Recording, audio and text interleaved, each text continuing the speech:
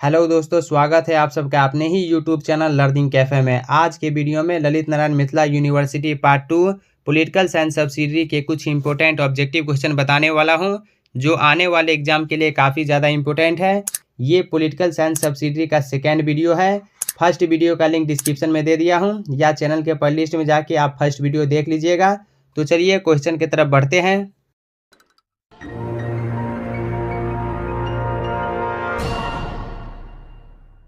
हमारा पहला क्वेश्चन है, वह प्रधानमंत्री जो संसद में बिना विश्वास मत जीते प्रधानमंत्री रहा। Chaudhary Charan Singh, option B right answer हो जाएगा, चौधरी चरण सिंह। नेक्स्ट क्वेश्चन, प्रधानमंत्री के चुनाव से संबंधित विवाद का निर्णय कौन करता है। सर्वोच्च न्यायालय।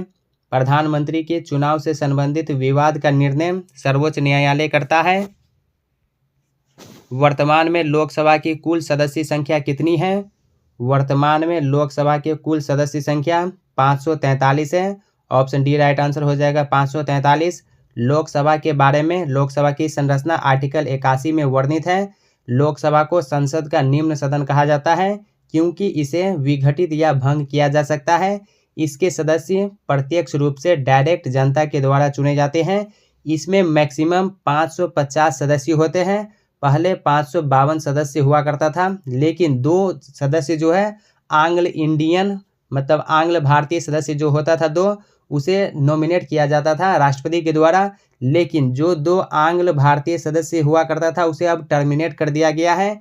104वां संविधान संशोधन के तहत जो 2019 में हुआ था, उसके द्वारा 2 आंग्ल भारतीय जो हुआ करता था सदस्य लोकसभा के, उसे टर्मिनेट कर दिया गया है। तो वर्तमान में टोटल 550 सदस्य लोकसभा में हो सकता है, लेकिन अभी वर्तमान में 543 है। अगर ऑप्शन में 545 रहे तो 545 को टिक कर देना है, लेकिन 545 अगर ऑप्शन में रहेगा तो 543 नहीं रहेगा, दोनों में से कोई एक रहेगा ऑप्शन में। नेक्स्ट क्वेश्चन, संविधान द्वारा लोकसभा का अधिवेशन बुलाने और लोकसभा को भंग करने का अधिकार किसे है। राष्ट्रपति को। संविधान द्वारा लोकसभा का अधिवेशन बुलाने और लोकसभा को भंग करने का अधिकार राष्ट्रपति को है। राष्ट्रपति के बारे में आर्टिकल 52 में बताया गया है। आर्टिकल 52 में भारत का एक राष्ट्रपति होगा। राष्ट्रपति जो है भारत का प्रथम नागरिक होता है।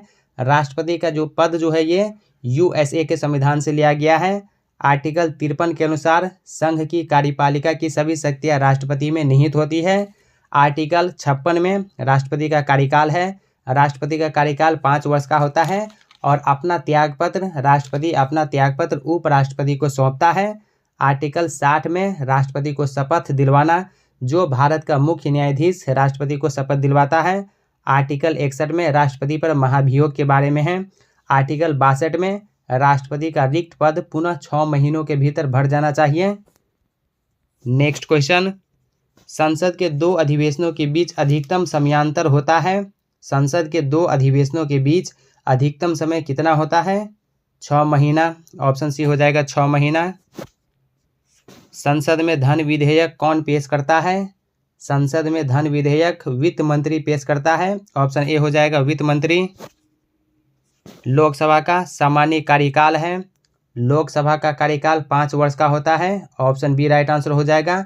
आर्टिकल 83 के अनुसार, आर्टिकल 83 में जो है संसद का कार्यकाल है, लोकसभा का कार्यकाल 5 वर्ष का होता है। नई सरकार के प्रथम सत्र से 5 वर्ष का। लोकसभा में केंद्र शासित राज्यों के लिए कितने स्थान सुरक्षित किया गया है। 20 स्थान, ऑप्शन ए होगा 20। राज्यसभा में कितने सदस्य होते हैं। राज्यसभा में टोटल 250 सदस्य होते हैं। राज्यसभा की संरचना या राज्यसभा के बारे में आर्टिकल 80 में है। आर्टिकल 80 में राज्यसभा की संरचना है। राज्यसभा को संसद का उच्च सदन कहा जाता है। ये अस्थायी सदन होता है, क्योंकि इसे विघटित या भंग नहीं किया जा सकता। राज्यसभा में अधिकतम 250 सदस्य हो सकते हैं।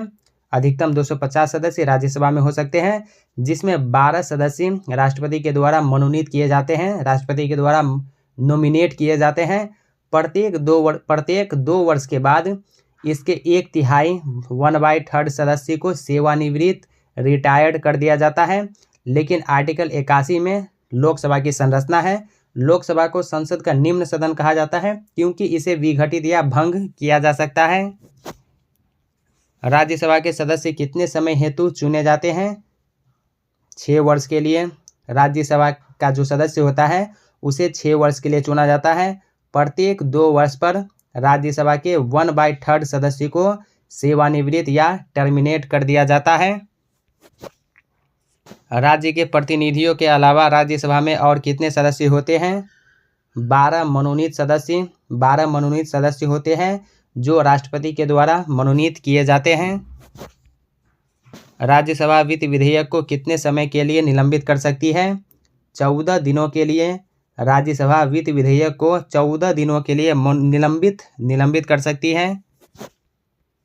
भारतीय संविधान का कौन सा भाग उसके मौलिक दर्शन का उल्लेख करता है? प्रस्तावना। भारतीय संविधान का प्रस्तावना जो है मौलिक दर्शन का उल्लेख करता है। यह प्रस्तावना संविधान का अमूल अंग है। यह संविधान की कुंजी है। यह किसका कथन है? पंडित ठाकुरदास भार्गव का कथन है। पंडित ठाकुरदास भार्गव का कथन है। यह प्रस्तावना जो है संविधान का अमूल अंग है। यह संविधान की कुंजी है। प्रस्तावना को संविधान की राजनीतिक कुंडली किसने कहा है? के.एम. मुंशी। के.एम. मुंशी ने प्रस्तावना को संविधान की राजनीतिक कुंडली कहा है। 42वें संशोधन द्वारा संविधान की प्रस्तावना में किन शब्दों को जोड़ा गया? 42वें संशोधन के द्वारा धर्मनिरपेक्ष समाजवादी शब्द को जोड़ा गया। ऑप्शन बी राइट आंसर हो जाएगा। इंदिरा गांधी के शासनकाल में, इंदिरा गांधी के समय में 1976 में 42वां संविधान संशोधन हुआ था।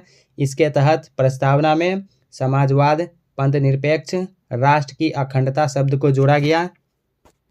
नेक्स्ट क्वेश्चन, संविधान की प्रस्तावना में निम्नलिखित किस उद्देश्य का उल्लेख नहीं है? स्वतंत्रता का उल्लेख है, समानता का भी उल्लेख है, बंधुता का भी उल्लेख है, लेकिन मानवता का उल्लेख नहीं है। तो राइट आंसर इसका ऑप्शन सी हो जाएगा, मानवता। भारतीय संविधान में मौलिक अधिकारों का प्रावधान किया गया है। मौलिक अधिकारों का प्रावधान किस अनुच्छेद में किया गया है? अनुच्छेद 12 से 32 में मौलिक अधिकारों का प्रावधान अनुच्छेद 12 से 32 में किया गया है। अगर आपसे भाग पूछें तो मौलिक अधिकार जो है भाग 3 में वर्णित किया गया है, अनुच्छेद 12 से 32 में। भारतीय नागरिकों के मौलिक अधिकार लिखे हुए हैं। भारतीय नागरिकों के मौलिक अधिकार भाग 3 में लिखे हुए हैं, आर्टिकल 12 से 32 में। संपत्ति के मौलिक अधिकार को कानूनी अधिकार बनाया जाने वाला संविधान संशोधन है 44वां संविधान संशोधन के द्वारा संपत्ति के अधिकार को मौलिक अधिकार से हटाकर कानूनी अधिकार बना दिया गया। अनुच्छेद 22 के अधीन किसी भी व्यक्ति को बंदी बनाने पर उसे कितने समय के अंदर निकटतम न्यायाधीश के समक्ष प्रस्तुत करना पड़ता है? 24 घंटे में। ऑप्शन सी, ये ऑप्शन जो है ये हो जाएगा 24 घंटे के अंदर। मौलिक अधिकारों के रक्षक के रूप में कार्य करता है। मौलिक अधिकारों के रक्षक के रूप में सर्वोच्च एवं उच्च न्यायालय कार्य करता है। ऑप्शन ए होगा सर्वोच्च एवं उच्च न्यायालय। नेक्स्ट क्वेश्चन, भारतीय संविधान में मूल कर्तव्यों को किस संशोधन द्वारा जोड़ा गया?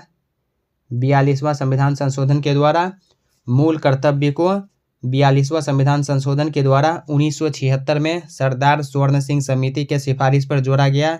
इसे रूस के संविधान से लिया गया है। इसे न मानने पर कोई दंड का प्रावधान नहीं है। इसे भाग 4A में अनुच्छेद 51A के तहत जोड़ा गया। मूल संविधान में मूल कर्तव्य नहीं था। 42वां संविधान संशोधन के द्वारा 1976 में 10 मौलिक कर्तव्य जोड़ा गया और 86वां संविधान संशोधन के द्वारा एक और मौलिक कर्तव्य को जोड़ा गया। वर्तमान में अगर आपसे मौलिक कर्तव्य के बारे में पूछें तो वर्तमान में टोटल 11 मौलिक कर्तव्य हैं। राज्य के नीति निर्देशक तत्वों सिद्धांतों का उद्देश्य किस प्रकार के राज्य की स्थापना करना है? लोक कल्याणकारी राज्य। ऑप्शन डी होगा लोक कल्याणकारी राज्य। राज्य के नीति निर्देशक तत्व भाग 4 में वर्णित है। भाग 4 में आर्टिकल 36 से 51 के बीच राज्य के नीति निर्देशक तत्व को भाग 4 में आर्टिकल 36 से 51 के बीच रखा गया है। इसे आयरलैंड के संविधान से लाया गया है और आयरलैंड ने इसे स्पेन के संविधान से लाया था। नीति निर्देशक सिद्धांतों को कहाँ से लिया गया है? आयरलैंड से लिया गया है। नीति निर्देशक सिद्धांत को भाग 4 में अनुच्छेद 36 से 51 के बीच रखा गया है। इसे आयरलैंड के संविधान से लिया गया है। दोस्तों, इससे पहले चैनल पर पिछले वाले वीडियो में पॉलिटिकल साइंस सब्सिडरी के अलावा हिस्ट्री का इंपॉर्टेंट ऑब्जेक्टिव क्वेश्चन बताया हूँ, लिंक आपको डिस्क्रिप्शन में मिल जाएगा। इसके अलावा लैंग्वेज पेपर जैसे 50 मार्क्स हिंदी, 100 मार्क्स हिंदी का भी इंपॉर्टेंट ऑब्जेक्टिव क्वेश्चन बताया हूँ, लिंक आपको डिस्क्रिप्शन में मिल जाएगा। या चैनल के प्लेलिस्ट में जाके आप अपने लैंग्वेज पेपर का इंपॉर्टेंट ऑब्जेक्टिव क्वेश्चन देख लीजिएगा। भारतीय संविधान के किस अध्याय में लोक कल्याणकारी कार्यों का उल्लेख मिलता है? चौथे अध्याय में। ऑप्शन सी हो जाएगा चौथे। राज्य के नीति निर्देशक तत्व भारतीय संविधान के किस अध्याय में वर्णित हैं?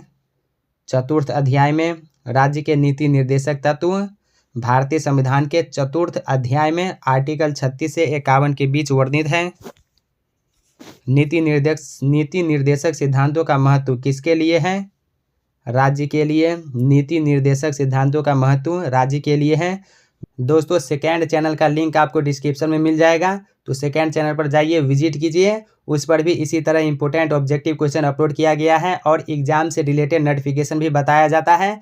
लिंक आपको डिस्क्रिप्शन में मिलेगा या अबाउट सेक्शन में जाके सेकेंड चैनल पर जाके जिस तरह आप मेन चैनल इस चैनल पर प्यार बरसाए हैं उसी का 10% जो है लर्निंग कैफे 2.0 पर भी बरसाइए थोड़ा बहुत प्यार, और सब्सक्राइब एंड शेयर करके सपोर्ट कीजिए।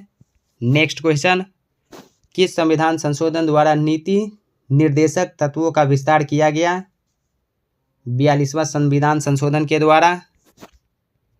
42वें संविधान संशोधन हेतु समिति की अध्यक्षता की थी स्वर्ण सिंह।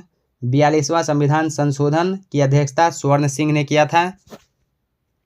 भारतीय संसद के संयुक्त अधिवेशन को कौन संबोधित करता है? राष्ट्रपति। राष्ट्रपति जो है संबोधित करता है। भारतीय संसदीय व्यवस्था में संवैधानिक प्रधान कौन है? राष्ट्रपति। ऑप्शन बी राइट आंसर हो जाएगा, राष्ट्रपति है। भारत में योजना आयोग का अध्यक्ष कौन है? प्रधानमंत्री। भारत में योजना आयोग का अध्यक्ष प्रधानमंत्री है। राज्यसभा का सभापति है। राज्यसभा का सभापति उपराष्ट्रपति होता है। ऑप्शन जो है डी इसका राइट आंसर हो जाएगा, उपराष्ट्रपति। उपराष्ट्रपति के बारे में आर्टिकल 63 में है। आर्टिकल 63 के अनुसार भारत का एक उपराष्ट्रपति होगा। आर्टिकल 64 के अनुसार उपराष्ट्रपति राज्यसभा का पदेन सभापति होता है। आर्टिकल 65 में राष्ट्रपति की अनुपस्थिति में उपराष्ट्रपति ही उसका कार्यभार संभालेगा। नेक्स्ट क्वेश्चन, राज्यपाल का कार्यकाल है। राज्यपाल का कार्यकाल 5 वर्ष का होता है। राष्ट्रपति उपराष्ट्रपति का भी कार्यकाल 5 वर्ष का ही होता है। सर्वोच्च न्यायालय के न्यायाधीशों की नियुक्ति की जाती है राष्ट्रपति के द्वारा। सर्वोच्च न्यायालय के न्यायाधीशों की नियुक्ति राष्ट्रपति के द्वारा की जाती है। भारतीय राष्ट्रपति किसकी सलाह पर लोकतंत्र भंग करता है? प्रधानमंत्री की सलाह पर। ऑप्शन बी होगा प्रधानमंत्री। भारतीय संविधान में संशोधन प्रणाली कितने प्रकार का होता है? 3 प्रकार का। भारतीय संविधान में संशोधन प्रणाली 3 प्रकार का होता है। संविधान के किस धारा के अंतर्गत राष्ट्रपति वित्तीय संकट की घोषणा करता है? धारा 360 के तहत। कार्यपालिका की वास्तविक शक्ति निहित है राष्ट्रपति में। कार्यपालिका की वास्तविक शक्ति राष्ट्रपति में निहित है। ये आर्टिकल 53 के अनुसार आर्टिकल 53 में वर्णित किया गया है कि संघ की कार्यपालिका की सभी शक्तियां राष्ट्रपति में निहित है। तो दोस्तों, आज के वीडियो में 40 क्वेश्चन रहने देता हूं। ये पॉलिटिकल साइंस सब्सिडरी का सेकेंड वीडियो है। फर्स्ट वीडियो का लिंक आपको डिस्क्रिप्शन में मिल जाएगा या सेकेंड चैनल पर अपलोड है।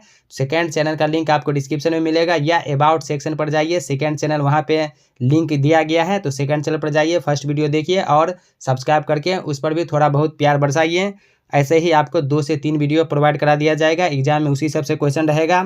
तो दोस्तों, कैसा लगा ये वीडियो कमेंट करके ज़रूर बताइए। क्या वीडियो आपको अच्छा लगा या लगता है कि ये वीडियो आपके साथ साथ आपके उन फ्रेंड्स को भी हेल्प कर सकता है?